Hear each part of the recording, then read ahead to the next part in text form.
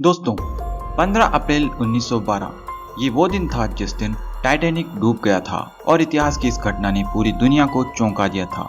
लेकिन कुछ ही दिन पहले 18 जून 2023 को एक और ऐसी घटना हो गई जिसने एक बार फिर दुनिया को हिला दिया और टाइटैनिक की यादें ताज़ा कर दी। ये खबर काफ़ी दर्दनाक और डरावनी है।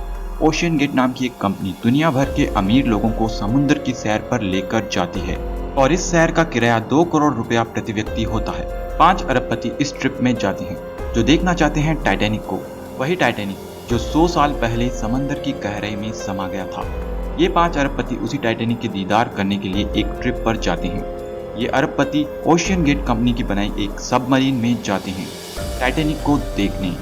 लेकिन अफसोस, जब ये लोग टाइटैनिक के पास पहुंचते हैं तो अचानक ये पूरी की पूरी सबमरीन एक झटके में आंतरिक विस्फोट के चलते खत्म हो गई और इस सबमरीन में बैठे ये अरबपति कुछ ही सेकंड्स में खत्म हो गए। और फिलहाल हाल ये है कि दुनिया भर के देश मिलकर भी इस पनडुब्बी में गए इन लोगों को खोज नहीं पा रहे हैं और किसी को नहीं पता कि आखिर ये घटना कैसे हो गई, आखिर ऐसा क्यों हुआ, आखिर टाइटैनिक के पास पहुंचते ही यह सबमरीन कैसे अचानक से नष्ट हो गई। चलिए जानते हैं आखिर क्या हुआ होगा। असल में जब भी किसी पनडुब्बी के माध्यम से कोई एक्सप्लोरेशन होता है तो सतह पर एक शिप होती है जो इस पनडुब्बी को गाइड करती है और ये शिप इस पनडुब्बी से कनेक्टेड रहती है। इस सबमरीन के साथ भी एक शिप थी जिसका नाम था पोलर प्रिंस। अब हर बार जब ये पनडुब्बी एक बार डिप करती है तो 8 घंटे का एक डाइविंग सेशन होता है जिसके बाद पनडुब्बी को ऊपर ले आया जाता है। इस तरह यह ट्रिप 8 दिनों की होती है जिसके लिए हर इंसान से 2 करोड़ रुपए लिए जाते हैं। लेकिन असल में हुआ ये कि जब ये पनडुब्बी कनाडा के न्यूफाउंडलैंड तट के करीब डाइव करना शुरू की तभी से इस पनडुब्बी का संपर्क 2 घंटे के बाद ही डिस्कनेक्ट हो गया। तभी ऊपर मौजूद पोलर प्रिंस शिप से यह मैसेज इस कोस्ट गार्ड को कन्वे किया गया कि टाइटन पनडुब्बी से उनका संपर्क टूट चुका है और तुरंत रेस्क्यू ऑपरेशन शुरू करने को कहा गया। 5 लोग सवार एक ऐसी पनडुब्बी में जिसमें अलग से बैठने के लिए कोई सीट भी नहीं है। ये पनडुब्बी एक छोटी सी कार की जितनी साइज की है और इतनी छोटी पनडुब्बी में ऑक्सीजन सप्लाई भी काफी कम थी। सबसे इम्पोर्टेंट बात यह है कि जिस जगह यह सबमरीन टाइटैनिक को एक्सप्लोर करने निकली वो जगह समुद्र तल से नीचे 4000 मीटर यानी 4 किलोमीटर नीचे है और आप समझ सकते हैं कि इतनी डीप जाने पर पानी का प्रेशर कितना ज्यादा हाई होता है। जैसे जैसे समंदर में नीचे जाते हैं धीरे धीरे अंधेरा भी बढ़ने लगता है। ऐसे में इस पनडुब्बी का संपर्क भी टूट चुका था, ऑक्सीजन की सप्लाई भी कम थी। समुद्र में काफी हाई प्रेशर जोन में ये मौजूद थी जो इतना अधिक होता है कि हमारी हड्डियों को कुछ ही सेकंड्स में चकनाचूर कर दे। और टाइटैनिक जहां मौजूद था वहां बिल्कुल अंधेरा होता है जिस वजह से इसे मिडनाइट जोन भी कहा जाता है। ऐसे में एक बार संपर्क टूट जाए और कोई अनहोनी हो जाए तो इस पनडुब्बी का कोई नामो निशान मिलना काफी मुश्किल होगा। हालांकि फिलहाल इसके कुछ भाग मिल चुके हैं, लेकिन आखिर ये पनडुब्बी अचानक कैसे खत्म हो गई, ये इम्प्लोजन क्यों हुआ, इससे पहले आप देख लीजिए कि यह इम्प्लोजन कितना खतरनाक है। कई एक्सपर्ट्स ने इसे एनिमेशन के जरिए बताया है कि किस तरह मात्र 30 मिलीसेकंड्स के अंदर यह टाइटन शिप तुरंत क्रश हो गई होगी। इसे आप इस वीडियो में देख सकते हैं।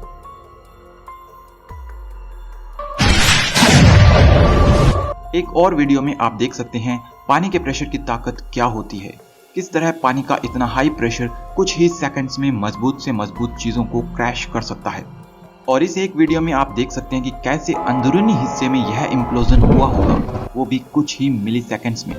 इसे देखकर आप समझ सकते हैं कि अंदरूनी हिस्से में रहकर देखने पर कितना भयानक होगी यह घटना। और शायद इतने कम समय में हमें समझ ही ना आए कि क्या हुआ और हम दुनिया को अलविदा कह दें। मतलब आप समझिए कि मरने वालों को पता ही नहीं चला होगा कि वो कब दुनिया से चले गए। इतना भयानक यह सीन है। पर सवाल यह है कि जहां टाइटैनिक फिल्म के डायरेक्टर जेम्स कैमरॉन जैसे इंसान समुद्र में 11 किलोमीटर नीचे मैरियाना ट्रेंच में जाकर आ गए, तब भी वहां ऐसी कोई घटना नहीं हुई, तो टाइटन सबमरीन में ऐसी क्या कमी रह गई जिस वजह से ये तुरंत नष्ट हो गई। हमें पता है कि समंदर में नीचे जाते जाते प्रेशर बढ़ता जाता है और इसलिए सबमरीन को एक काफी मजबूत मटेरियल से बनाया जाता है जिसकी दीवार 5 इंच मोटी होती है। ओशियन गेट की पुरानी सबमरीन भी 2021 में एक बार टाइटैनिक को एक्सप्लोर करके वापस आ चुकी थी, लेकिन इस बार एक नई सबमरीन में यह एक्सप्लोरेशन किया गया। एक्सपर्ट्स के अनुसार इस हादसे के 3 मेजर रीजन हो सकते हैं। इस सबमरीन की मैन्युफैक्चरिंग में ही कुछ ऐसी गड़बड़ी हो सकती है जिस वजह से ये हादसा हुआ। टाइटन सबमरीन टाइटेनियम मटेरियल से बनी थी और इसकी दीवारें 5 इंच मोटी थी। यह मटेरियल काफी ज्यादा स्ट्रॉन्ग होता है। एक्सपर्ट्स के अनुसार टाइटेनियम हल यानी इस सबमरीन की आउटर बॉडी में कोई स्ट्रक्चर फेल्यूर रहा होगा, जिस वजह से यह इस प्रेशर को नहीं झेल पाई होगी। टाइटन पनडुब्बी की डिजाइन में एक प्रेशर हल यानी एक सराउंडिंग बॉडी जिससे सबमरीन के अंदर प्रेशर को मेंटेन किया जा सके, यानी बाहर के वाटर प्रेशर को बैलेंस करते हुए अंदर नॉर्मल प्रेशर को मेंटेन किया जा सके। एक्सपर्ट्स के अनुसार इस प्रेशर हल में कोई एक ऐसा लूप होल रहा होगा जिस वजह से पानी अंदर घुस गया। इस लूप होल का कारण सबमरीन का किसी ऑब्जेक्ट से टकराना, मैन्युफैक्चरिंग डिफेक्ट या फिर इसकी सील में हुई गड़बड़ी हो सकती है। इस सबमरीन के फेल्यूर का एक और बड़ा कारण इसके इलेक्ट्रिकल सिस्टम की वजह से भी हो सकता है। जिस सबमरीन की मोटर और बाकी सिस्टम्स चलते हैं, ऐसा पॉसिबल है कि किसी मेल फंक्शन की वजह से यह सिस्टम अपनी पावर लूज कर चुका होगा और जिस वजह से पूरी सबमरीन अनकंट्रोल्ड हो गई होगी और फिर इम्प्लोड कर गई होगी। यह सब होने के पीछे शॉर्ट सर्किट, पावर सर्ज और इलेक्ट्रिकल सिस्टम के किसी कंपोनेंट का फेल्यूर भी हो सकता है। क्या टाइटन सबमरीन में गए इन लोगों का किसी तरह सरवाइव करना पॉसिबल हो सकता है? तो फ्रेंड्स, समुद्र में इतने डीप जाने पर और ऐसे इम्प्लोजन के बाद ये काफी ज्यादा हाईली अनलाइक होगा कि कोई इंसान बच जाए, लेकिन फिर भी एक्सपर्ट्स के अनुसार अगर इन लोगों में से कोई बच जाता है तो ये एक बहुत बड़ा चमत्कार ही कहा जाएगा। दोस्तों, इस भयानक हादसे को सुनकर एक बहुत बड़ा सवाल लोगों के मन में है कि क्या इस हादसे में मरने वाले इन 5 लोगों को पेन हुआ होगा? क्योंकि बाहर से देखने पर यह हादसा हमें काफी भयानक लग रहा है, लेकिन अंदरूनी नजरिए से अगर हम वहां होते तो हमें क्या पेन फील होता? दोस्तों, एक्सपर्ट्स के अनुसार यह इम्प्लोजन इतनी तेजी से हुआ होगा कि कुछ मिलीसेकंड्स के अंदर ही यह सबमरीन सिकुड़ गया होगा और इसमें बैठे लोग जब तक ये समझ पाए कि क्या हुआ है तब तक उनकी डेथ हो चुकी होगी। यानी कि हमारे ब्रेन तक पेन के सिग्नल पहुंचने में जितना समय लगना चाहिए उससे भी कई गुना कम समय में यह हादसा हुआ होगा कि पता भी ना चले आखिर क्या हुआ। एक ऐसी मौत कि मरने वाले को पता ही ना चले कि उसकी मौत हो चुकी है। और यही वजह है कि समुद्र की गहराई में जाना काफी रिस्की है। समुद्र कितना गहरा है, कितना नीचे तक पानी मौजूद है, इसकी गहराई को हम आज तक पूरी तरह से नहीं नाप पाए हैं और अब तक हम समुद्र में नीचे मात्र 11 किलोमीटर की गहराई तक ही जा पाए हैं। यहाँ एक सवाल पैदा होता है कि डीप सी एनिमल्स जो समंदर की गहराइयों में रहते हैं, आखिर वे इस प्रेशर को कैसे झेल सकते हैं और इतनी गहराई में वे जिंदा कैसे रह पाते हैं? तो फ्रेंड्स, इसका जवाब काफ़ी आसान है।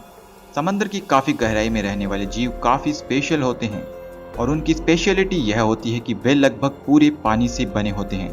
और पानी की एक खासियत होती है कि पानी इनकम्प्रेसिबल होता है, यानी पानी को कितना भी कंप्रेस कर लो कुछ नहीं उखाड़ पाओगे और इसी वजह से ये डीप सी क्रीचर्स समंदर की गहराइयों में आसानी से घूम सकते हैं। दोस्तों, हम जानते हैं कि समुद्र के नीचे जाने पर कितना रिस्क इन्वॉल्व है। इस वजह से हर कोई इतनी हिम्मत नहीं कर सकता कि वह समंदर की गहराइयों में गोता लगा सके।